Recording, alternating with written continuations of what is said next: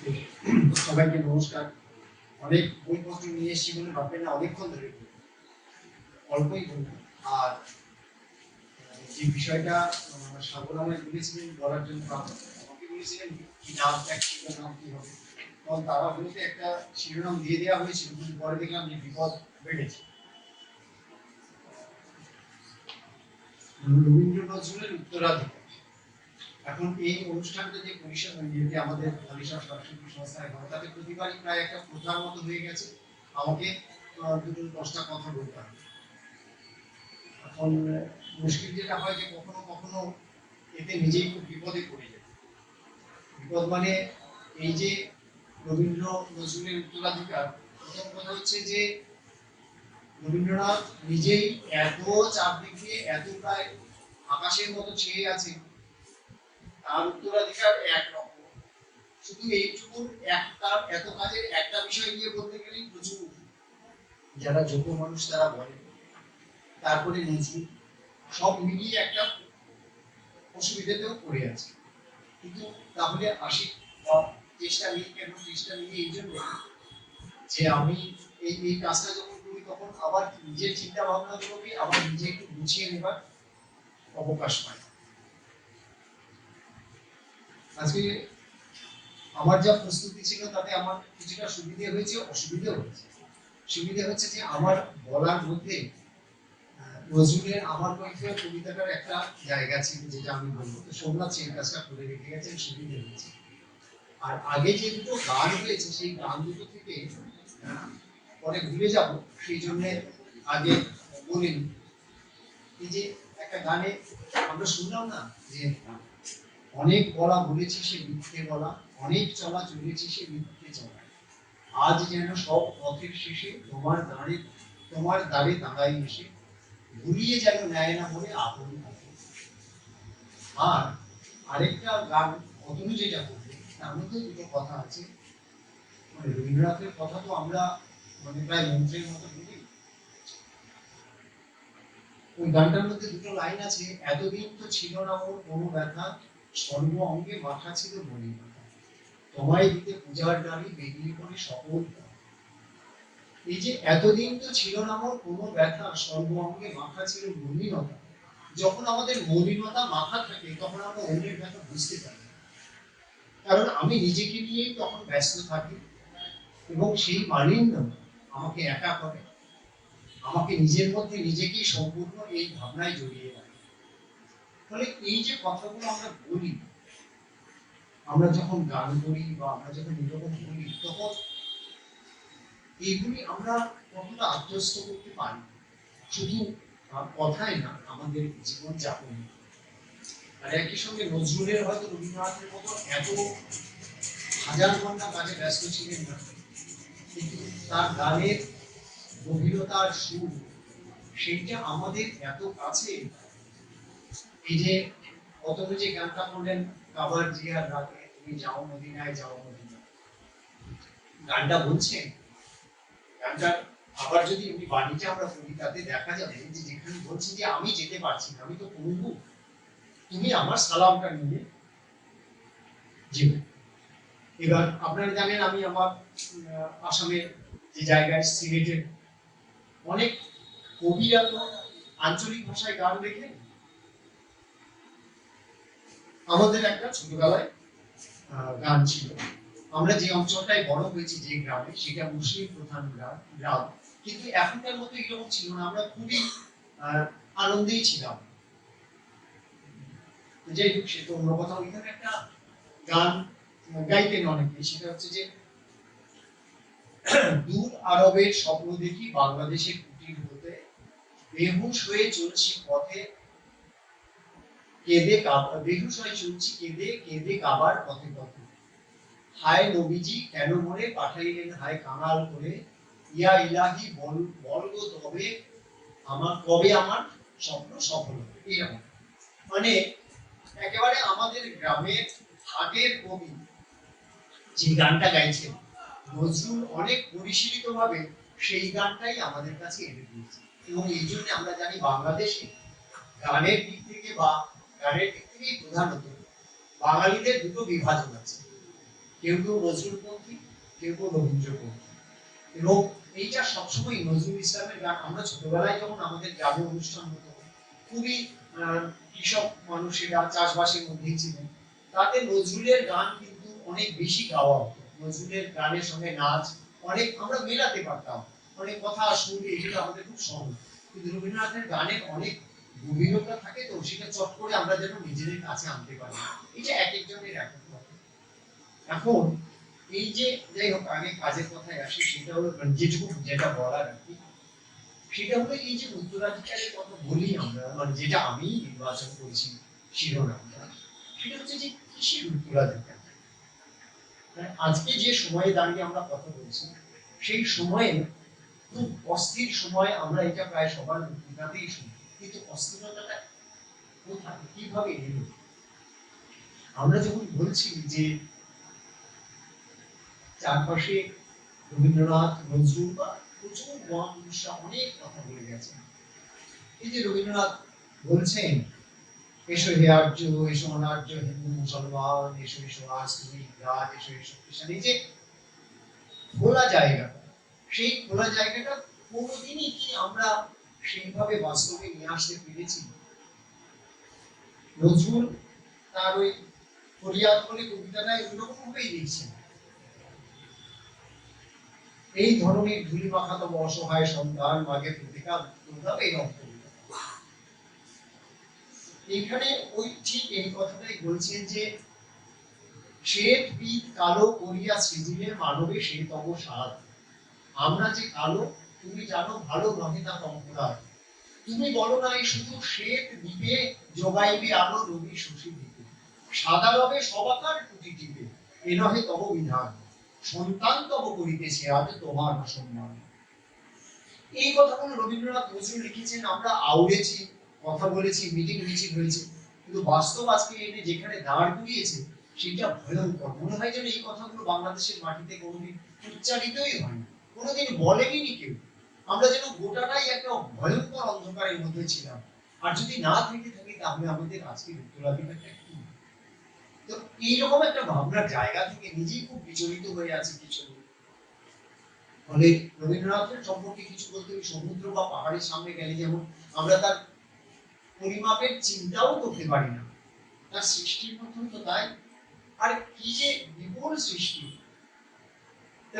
সেই জায়গা থেকে আমার হঠাৎ আজকে এই কয়েকটা বিষয় লিখতে লিখতে মনে হচ্ছিল যে রবীন্দ্রনাথ 1906 সালে যখন ব্রহ্মচর্য আশ্রম চলছে, মানে একটা উদাহরণ শুরু হয়েছে, উনি তখন ব্রহ্মচর্য আশ্রমে যে সমস্ত ছেলেরা আছে, তারা কিরকম ভাবে থাকবে, তাদের রাখতে হবে, সেই চিন্তাগুলো উনি কখনো আশ্রমে থাকছে, কখনো বাইরে থাকছে, একটা চিঠি লিখছে।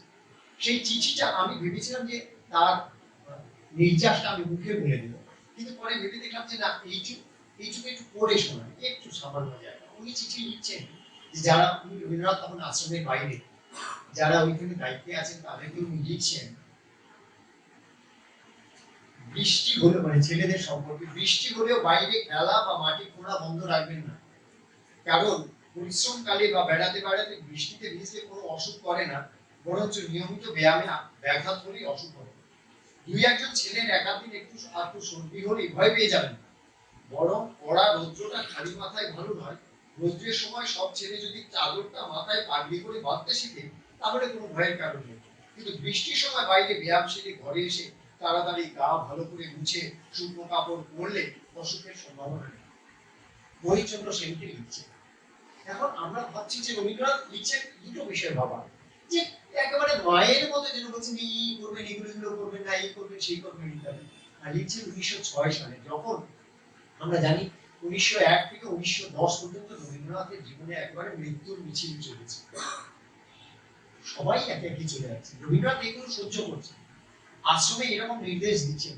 এবং 1906 থেকে 10 পর্যন্ত যদি লেখা দেখে, তাহলে দেখতে পাবো যে কি ভয়ঙ্কর ভয়ঙ্কর লেখা উনি তখন লিখছেন। এবং বঙ্গভঙ্গের সময় 1905 থেকে বঙ্গভঙ্গে যোগ দেয়া, তারপরে বেরিয়ে আসা, কেন বেরিয়ে আসে সেটা নিয়ে বলতে যাওয়া, তাতে বাংলাদেশে এই রবীন্দ্রনাথ এবং নজরুলকে, যে কথাটা হয়তো পরে আরেকবার বলবে, প্রতিষ্ঠান বলতে যে একটা বিষয় আছে, তারা রবীন্দ্রনাথ এবং নজরুল দুজনকে একেবারে বেঁধে বেঁধেছে বলা যেটা ঠিক তাই। একবার ওই আজ রাতে অনুষ্ঠানে রবীন্দ্রনাথের জীবনী কারকে জিজ্ঞেস করা হয়েছিল যে রবীন্দ্রনাথের কোন গুণটা আপনার মনে হয় যে পৃথিবীতে একমাত্র ওনারই আছে। তো সেই রবীন্দ্র জীবনীকার বলেছিলেন যে এত উপেক্ষা সহ্য করে কোনো মানুষ নিজের জায়গায় দাঁড়িয়ে থাকতে পারে পৃথিবীতে তার উদাহরণ নেই। কারণ রবীন্দ্রনাথ যখন তার কাজটা করছেন তখন তার শিক্ষা হোক, তার সংস্কৃতির চর্চা হোক, কোনোটাকেই বাংলাদেশ কিন্তু ঠিকঠাকভাবে নেয়নি। এমনকি এইটাও বলা হয়েছিল যে বাংলাদেশের শিক্ষা এবং সংস্কৃতিকে যদি কেউ নষ্ট করে থাকেন তাহলে সেটা হচ্ছে ঠাকুর পরিবার এবং রবীন্দ্রনাথ। এবং সেইটা রবীন্দ্রনাথের আমাদের শিক্ষা সম্পর্কিত প্রবন্ধের একেবারে শেষের দিকে রাশিয়া থেকে ফিরে আসার পরে, যখন রাশিয়াতে সব দেখছেন, দেখে ফিরে আসার পরে উনি অনেকগুলো কথা লিখছেন যে আমি এইগুলো করব, এবং তখন কোনো যদি মহাপুরুষ বা কোনো পুলিশ আমাকে যদি লাঠি তুলেও যদি আমাকে নিবৃত্ত করতে যায় তাহলে আমাকে পারবে। এখন এই যে মহাপুরুষ বা লাঠি তুলে পুলিশের কথা বলছেন, তার কতগুলো সঙ্গত কারণ আছে। আপনারা জানেন কিছুদিন আগে আমরা আশিস নাইডুর কাছ থেকে জেনেছি এই 2023 সাল পর্যন্ত গোলপার্ক রামকৃষ্ণ মিশন যে ইনস্টিটিউট অফ কালচার আছে ওইখানে কোনো মহিলাকে অনুষ্ঠান করতে দেয়া হবে না। এটা নিয়ম করেই ছিল কোনো মহিলা ওইখানে অনুষ্ঠান করতে পারবে না। কোনো গান নৃত্য কিছু মহিলা, এমনি বিরজু মহারাজ করছেন, অজয় চক্রবর্তী করছেন, সেসব ঠিক আছে, কিন্তু কোনো মহিলা 2003 এর পরে সেটা ঠিক, 23 এর পরে সেটা ঠিক হলো। এবার তাহলে আমাকে বলতে হবে 2023 এর আগে আমরা ভুল করেছিলাম, অথবা নতুন করে কিছু একটা বলতে হবে। এই যে কি বলবো লিগাসিটা তারা নিয়েছেন রবীন্দ্রনাথের উপরেও সেটা প্রবল হয়েছে। তা আমার যেটা বলার সেটা হচ্ছে যে এই যে যেমন ব্রহ্মচর্য আশ্রমে বলছেন, তেমনি রবীন্দ্রনাথ যখন সমবায় করছেন তখন সমবায়ের সময় যে কিভাবে এই রবীন্দ্রনাথের পল্লী চিন্তা করলে সুকুমার মল্লিকের একটা বই আছে, পড়তে অবাক হতে হয় যে একটা মানুষ ওই সমবায় নিয়ে কৃষি নিয়েই কতটা ভেবেছে। বলছেন ওই রকমই চিঠি লিখছেন যে এই বীজটা এইভাবে ব্যবহার করবে, সেই বীজটা আগের দিন ভিজিয়ে রাখবে, তার মধ্যে এই ওষুধ দেবে, দিয়ে বীজটা মাটিতে পুঁততে হবে। বলছেন যে চাষ যখন হয়েছে, ধান চাষ যখন হয়েছে, তখন আলের মধ্যে আনারস লাগাবে, কারণ একে আনারস ফল আর আনারসের যে পাতা হয় সেইখান থেকে ওই আঁশগুলো নিয়ে ভালো দড়ি হতে পারে, তাহলে চাষি তার নিজের দড়ি নিজেই বানাতে পারবে, যা দিয়ে সেটা কৃষিকার্যে সাহায্য করবে। তাহলে রবীন্দ্রনাথ তখন যখন লিখছেন তখন কিন্তু লেখাগুলো লিখেই যাচ্ছেন। যেমন ওই যে কথাটা বলছিলাম যে অনেক বলা বলেছি সে মিথ্যে বলা, অনেক চলা চলেছি সে মিথ্যে চলা। আপনারা জানেন তখন একটা ঘটনা ঘটেছিল, ওই ব্রহ্মচর্য আশ্রমে একটা নিয়ম ছিল, এটা আমি ভবিষ্যতে আগেও হয়েছে, আমাদের আমাদের এই সাংস্কৃতিক সংস্থায়ও আগে হয়তো বলেছে। দিগ্বিজয় ঘোষ বলে একজন মাস্টারমশাই ছিলেন, এবং শান্তিনিকেতনে তখন একটা নিয়ম ছিল যে কোনো ব্রাহ্মণ ছাত্র অব্রাহ্মণ কোনো শিক্ষককে পায়ে হাত দিয়ে প্রণাম করতে পারবে না, এটা নিয়ম। এটা 1904-05 ঘটনা। তো রবীন্দ্রনাথ তখন বাইরে, তো দিগ্বিজয় ঘোষ খুব জনপ্রিয় একজন শিক্ষক, ছাত্ররা খুবই ভালোবাসে। তো সেইখানে একজন ব্রাহ্মণ, দুই ভাই ওরা পড়তেন, ওই ব্রাহ্মণ ছাত্র ওরা, ওই ভাই দুই ভাইয়ের একজন মাস্টারমশাই পায়ে হাত দিয়ে প্রণাম করে। তাতে অন্য ব্রাহ্মণ যারা শিক্ষক ছিলেন তারা প্রচন্ড রেগে যান যে এইটা হতে পারে, এই নিয়ে শিক্ষকদের মধ্যে প্রচন্ড মানে ঝগড়াঝাটি হয়। তখন রবীন্দ্রনাথকে একটা চিঠি লেখা হয় যে আমাদের এইরকম এরকম হয়েছে, আমরা কি করবো, কি বিধান দেব। 1904-এ রবীন্দ্রনাথ লিখছেন যে আমাদের এইখানে প্রাচীন তপবনে যে শিক্ষা চলতো সেই শিক্ষাই চলবে, এবং কোনো ব্রাহ্মণ ছাত্র যেন কোনো অব্রাহ্মণ শিক্ষককে পায়ে হাত দিয়ে প্রণাম না করে। এখন এই কথাটা শোনার সঙ্গে সঙ্গে রবীন্দ্রনাথের একটা মূর্তি আমাদের তৈরি হয়ে গেল যে রবীন্দ্রনাথ এইরকম এত সংকীর্ণ। ঠিক তার কিছুদিন পরে 1908-09 সাল থেকে গোরা বেরোতে শুরু করল, এবং রবীন্দ্রনাথ যখন গোরা লিখছেন, আপনারা যারা গোরা উপন্যাস পড়েছেন, আমি গোরা উপন্যাস কেউ একবারে পড়ে ফেলেছে, সন্দীপ কি বলবেন জানি না, আমাদের ছাত্র তো সরোজবাবুর ছাত্র ওরা উপন্যাস পড়েছে, একবারে গোরা উপন্যাস পড়া যায় মানে এত বিস্তারিত, এত ব্যাখ্যা। কিন্তু যেটা নির্যাস যেটা সেটা হচ্ছে ওই যে গোরা, এত গোড়া সে একেবারে শেষে জানতে পারে যে তার জন্ম হয়েছে একজন অ্যাংলো ইন্ডিয়ান, হচ্ছে তার বাবা, এবং তার যে উপলব্ধি একেবারে শেষে যে ধর্ম এইটা নয়, মন্দির মসজিদ ইত্যাদি ফরিদরা যে ভাষায় লিখেছিলেন যে এইগুলি ধর্ম, ভারতবর্ষের যে ধর্ম, তখন কই আরেকটি চরিত্র ছিলেন মহিলা ব্রাহ্মতারা, তার কাছে গিয়ে গোরা আত্মসমর্পণ করে। এই যে রবীন্দ্রনাথ বলছেন যে অনেক বলা বলেছি সে মিথ্যে বলা, অনেক চলা চলেছি সে মিথ্যে চলা, উনি নিজে বুঝতে পারছেন। ব্যতিক্রম হচ্ছে এইটা বলার পরে উনি নিজেকে শোধরানোর জন্য একটা জায়গায় নিয়ে গেছেন। আমাদের যেটা ঘটে প্রায়শই, আমরা চলতে চলতে সবসময় একটা নির্দিষ্ট জায়গায় এমন স্থির করে ফেলি, সেটা আমার বাড়ি হতে পারে, সমাজ হতে পারে, আমার সংগঠন হতে পারে, সেইটাই পৃথিবীর সৃষ্টি। কোনো সময় নিজেকে নিজের সামনে দাঁড় করাই না। এই কিরকম হয়, যেমন এই সোমনাথের কবিতাটা আবৃত্তি করে আমার সুবিধাই করলো যে একজন কবি কি অবস্থায় থাকে, যখন বলছেন যে মৌলবী যত মৌলবী আর মোল্লারা কোন হাত নেড়ে, দেব দেবীরা মুখে আনে, সবে দাও পাজিটা জাপ ফতোয়া দিলাম কাফের কাজে, যদিও শহীদ হইতে রাজি, আমপাড়া পড়া হামপাড়া মোড়া এখনো বেড়ায় ভাত নেড়ে। হিন্দুরা বলে পার্সি শব্দের কবিতা লেখে ও ভাত নেড়ে, আর ওরা যত নন ভায়োলেন্স, নন পুরুষ কেউ খুশি না, নন পুরুষ হলো নন খুশি, ভায়োলেন্সের ভায়োলিন না কেন, বিপ্লবী মন খুশি, এটা অহিংস বিপ্লবী ভাব নয়। চরকার গান কেন ঘোড়া রাম ভাবে নাস্তিক, পাতিরাম ভাবে কোন খুশি, স্বরাজিরা ভাবে নারাজি, নারাজিরা ভাবে তাদের মন খুশি, নর ভাবে আমি বলো নারী কেশে, নারী ভাবে নারী বিদ্বেষী, বিলেত তেমনি প্রবাসী বন্ধুগণ, এই তো বিদ্বেষ। তার মানে কোন জায়গায় সবাই বলছে ও আমাদের পকেটে যদি না আসে তাহলে তাকে মুশকিল। নজরুলকেও রবীন্দ্রনাথের আগে কথা বললাম, গোটা ভারতবর্ষ বাংলাদেশের প্রতিষ্ঠান রবীন্দ্রনাথকে গ্রন্থসা করেছে, নজরুলের ক্ষেত্রেও তাই।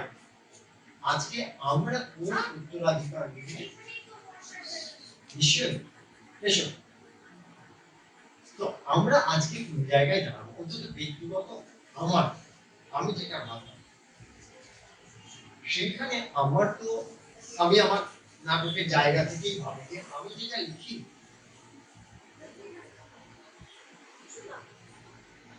ওই যে বলছে যে হাত উঁচু আর হলো না তো ভাই, তাই লিখি করে মাথা নিচু, বন্ধু তোমরা দিল্লি রাখো না, রাজ সরকার রেখেছে মান, যাহা কিছু লিখি অমূল্য বলি অমূল্যে নেয়।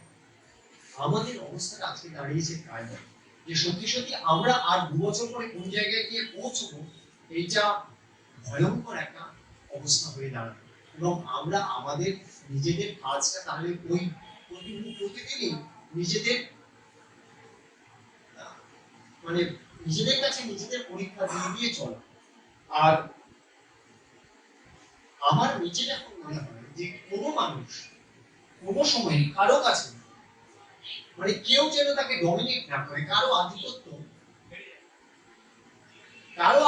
আমি মানব না।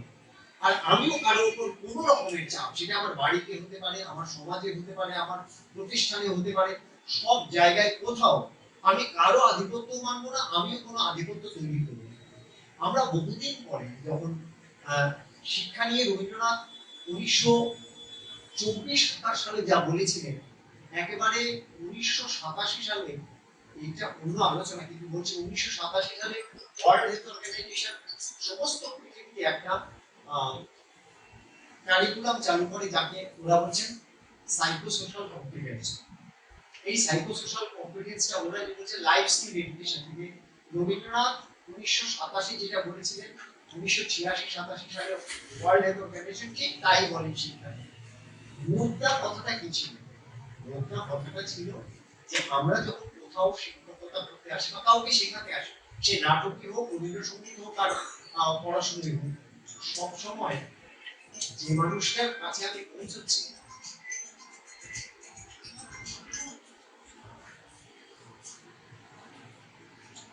হ্যাঁ তার কাছে, তার একেবারে সমান জায়গায় এসে বসে আমার তার সঙ্গে কথাবার্তা বলতে হবে। এই আমরা শিক্ষা নিয়ে একটা বই অনুবাদ করেছিলাম, পাওলো ফ্রেইলি বলে একজন শিক্ষাবিদ, ওনার একটা বই, তাতে একটা কথা আছে টিচার স্টুডেন্ট স্টুডেন্টস টিচার্স, মানে একজন শিক্ষক যখন একটা ক্লাস করতে আসেন, তখন যে শিক্ষক আসেন আর ক্লাসটা করে বেরিয়ে যাবার পরে যে শিক্ষক বেরিয়ে যান, তার একটা গুণগত পরিবর্তন হয়। আরো বেরিয়ে করছেন, এই পরিবর্তনটা হয় ছাত্রদের জন্য, তাহলে ছাত্ররাও তখন শিক্ষক। এবং এইটা যখন একেবারে এমনি এমনি রবীন্দ্রনাথ গাছতলায় গোল হয়ে বসে ছাত্রছাত্রীদের পড়ান, এমনি এমনি উনি নতুন করে অ আ ক খ গুলি লিখতে জানেন। তার চাওয়া ছিল এইটাই, যে প্রত্যেকটা মানুষকে তার নিজের জায়গা থেকে আমি যেন মর্যাদা দিয়ে আমাদের কাজটা এগিয়ে নিয়ে যেতে পারি।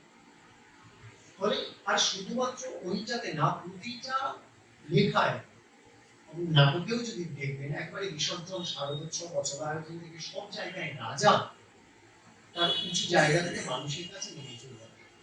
এই মানুষের কাছে নেমে চলে আসাটা যদি আমরা আমাদের শুধু বক্তৃতায় বা কবিতায় বা গানে কতগুলো কথা না আউড়ে যদি আমরা আমাদের জাগরণে আনতে না পারি, তাহলে যে অন্ধকার আজকে আছে সেই অন্ধকার আরো গাঢ় হবে, হবেই। কারণ আমরা বহু মানুষের কাছ থেকে নিজেদেরকে দূরে রেখেছি দীর্ঘদিন।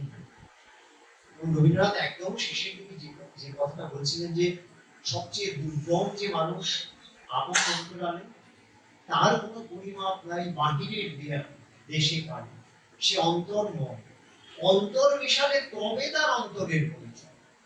আমরা অন্তর মিশাই মাঝে মাঝে গেছি আমি পাড়ার ব্রাহ্মণীর ধারে, প্রবেশ করিব সেটা সাহস ছিলেন না।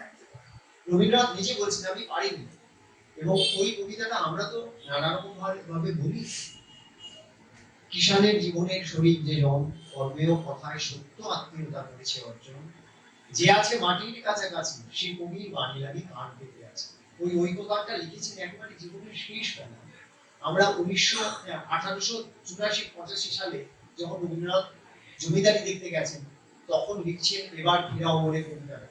তখন আমরা বলেছিলাম যে কিশোর অল্প বয়স আবেগের বসে লিখে ফেলেছেন, কিন্তু জীবনের একেবারে শেষ দিকে উপলব্ধি ঠিক সেই জায়গায় এসে দাঁড়িয়েছেন। আমরা আমাদের নিজস্ব যে নিজেদের ভেতরে যে প্রতিষ্ঠান আছে সেইটাকে যদি ভেঙে সহজ করতে পারি, শুধুমাত্র লেখায়, গানে, কবিতায় না, নিজেদের জাগরণে, তাহলে যদি না পারি, তাহলে কারো উত্তরাধিকারী আমরা গ্রহণ করতে পারবো না। এইটা শুধু যে প্রয়োজন তা না, এইটা স্বাভাবিক। আমরা এতদিন অস্বাভাবিক ছিলাম, এবার আমরা যেন স্বাভাবিকতার একটা চর্চা করি, না আমরা দুর্দিন ফ্যান এইটুকু।